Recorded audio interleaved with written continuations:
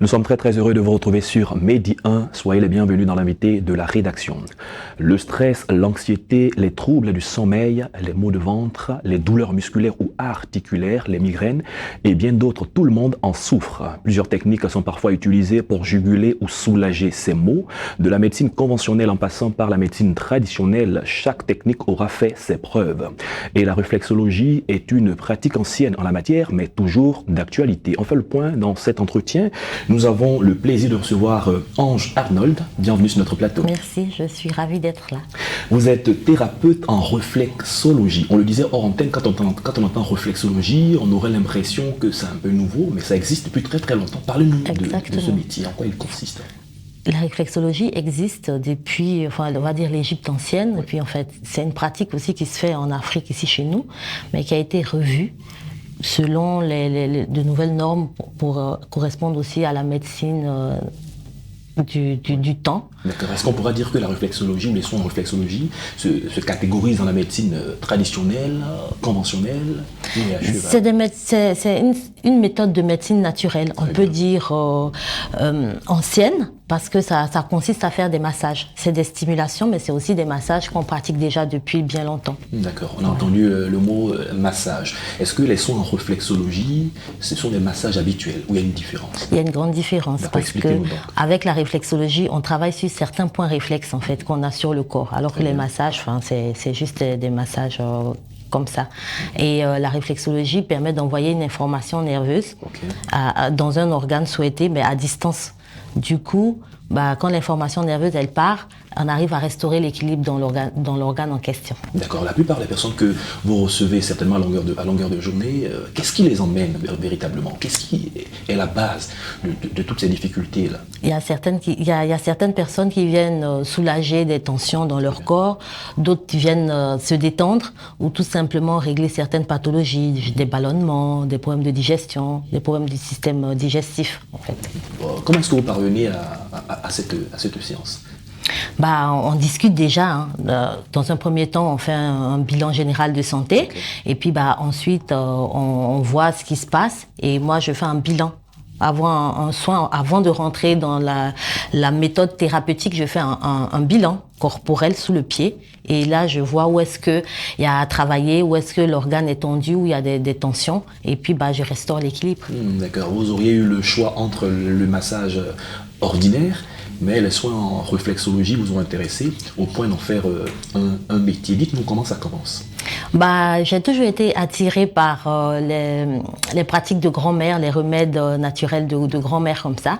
Et j'ai commencé par la création de mes propres produits naturels. Et en voulant les rendre un peu plus spécifiques, j'ai découvert la réflexologie. D'accord. Vous êtes en Europe, en Suisse? Oui, tout à fait. Plus précisément, c'est là que vous exercez. Quand vous faites le parallèle avec l'Afrique, est-ce qu'en Afrique, c'est répandu de nos jours? Non, pas du tout, pas beaucoup. C'est ce qui m'emmène ici d'ailleurs. Il y a quelques personnes qui en ont entendu parler, mais en fonction du nombre de personnes qui vivent là, je pense que c'est pas une méthode qui est connue. Une séance normale qui va aider un patient peut durer combien de temps? 1 heure. 1 heure à 1h30 en fait.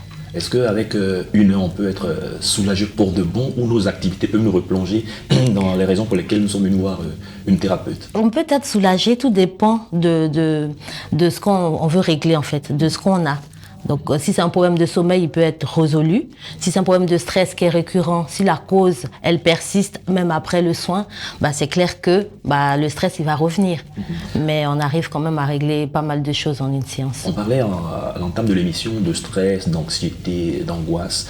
Quelles sont les conséquences de tous ces mots-là sur la vie de l'être humain? Ça provoque des maladies, ou des dépressions ou des burn-out, c'est récurrent, c'est à la mode en ce moment, j'entends parler beaucoup de dépression un peu partout, mais c'est aussi une des raisons, le stress qui conduit aussi à tout ça. Est-ce qu'on peut éviter le stress, l'angoisse de la vie quand on sait que la vie est de plus en plus chère en Côte d'Ivoire, en Afrique, les jeunes un peu partout ont du mal à avoir un emploi et quand on a un emploi, le stress de l'obligation des résultats est tel qu'on en souffre?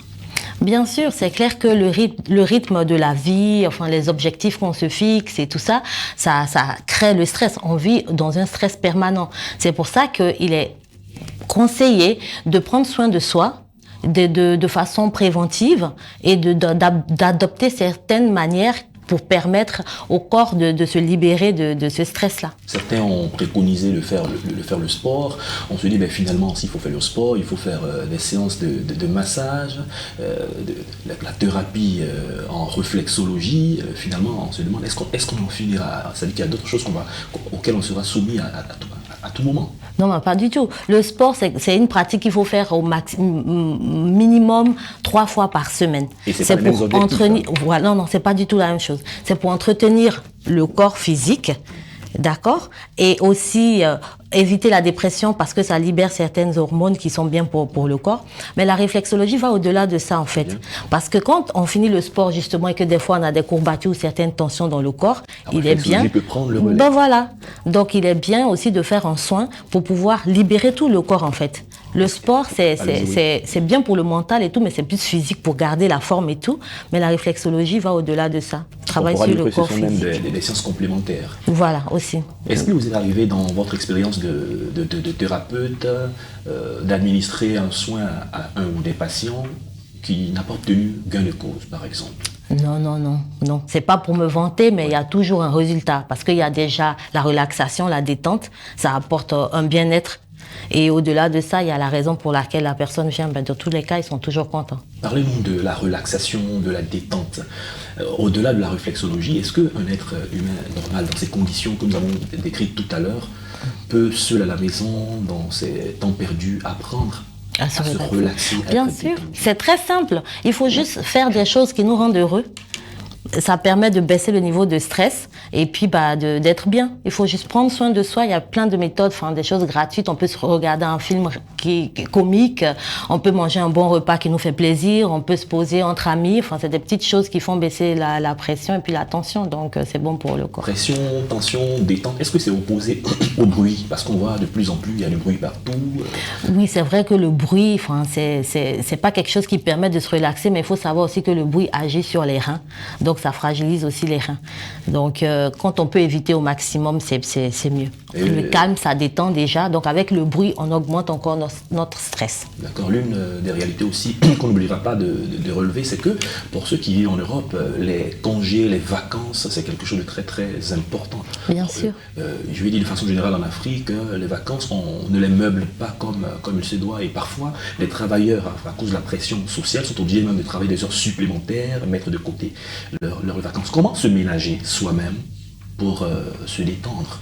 Et je dis, venir aussi à la réflexologie, voir les spécialistes. Il faut déjà prendre du temps pour soi. Parce que comme vous l'avez dit, en Europe, ils font des pauses, ils coupent.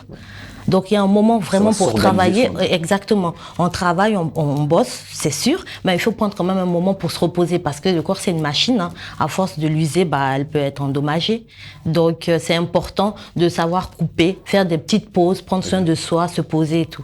D'accord. La dernière question, c'est vos projets avec cette science, la thérapie, les soins en réflexologie pour l'Afrique. Puisque vous exercez en Suisse, qu'est-ce que vous prévoyez? Je prévois de faire déjà découvrir cette méthode ici. Les gens ont adopté, ils aiment bien. Et à la suite, pourquoi pas faire des formations pour que les gens puissent travailler ou faire encore plus connaître parce que toute seule, ça sera un peu plus compliqué. Et ça vise en grande partie les femmes, la jeune féminine dans ce domaine pour promouvoir... Il y a des hommes aussi réflexologues, hein. Tout part de l'envie et puis de se sentir appelé par le truc.